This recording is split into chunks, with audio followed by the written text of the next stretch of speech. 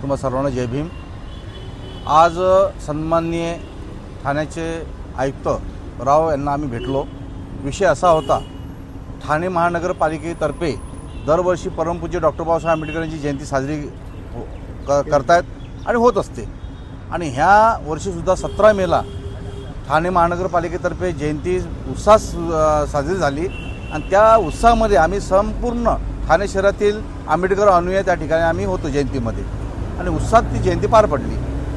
ठाणा स्टेशनमध्ये जेव्हा रॅली निघाली तर रॅलीच्या 5 मिनिटं आधी आम्ही परमपूज्य डॉक्टर बाबासाहेब आंबेडकरांना हार आम्ही टाकलेला आहे आणि हार टाकताना माझ्या असं लक्षात आलं का बाबासाहेबांचा पुतळा हालतोय।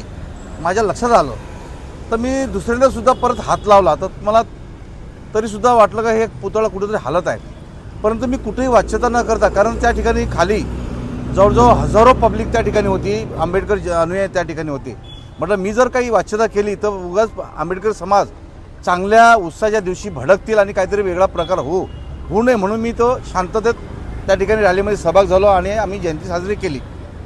परंतु मी दुसऱ्या दिवशी इन्क्वायरी केल्यानंतर आमचे सहकारी आणि ठाणे जिल्ह्याचे उपाध्यक्ष अशोकजी बनसोडे यांनी मला सांगितलं का साहेब 14 एप्रिलच्या मधल्या पिरियडमध्ये माझ्याकडे आप्पा पाटील कॉन्ट्रॅक्टर आणि एक कर्मचारी, सफाई कर्मचारी जे नेहमी बाबासाहेबांचा पुतळा साफसफाई करतात, त्यांनीसुद्धा यांच्या कानामध्ये सांगितलं का हो पुतळा हालतो आणि पुतळा हालतो म्हटल्यानंतर आणि मधल्या पिरियड आमची बोलणी झाली, म्हणजे पत्र साहेबांना दिलं। साहेबांनी तात्काळ अधिकाऱ्यांना आदेश दिला का तुम्ही तात्काळ एक 2-4 लोकांची कमिटी घेऊन तुम्ही तात्काळ स्टेशनला पोहोचा आणि जे पुतळ्याचा काय आहे विषय तो लवकर मला सादर करा।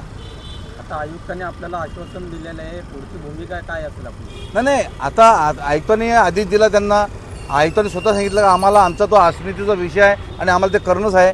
तर मी त्या पत्रामध्ये तसं दिलं का जर तुम्ही लवकर कारवाई केली नाही किंवा लवकर तुम्ही निर्णय घेतला नाही तर पुढच्या काळामध्ये आम्ही आंदोलन करणार।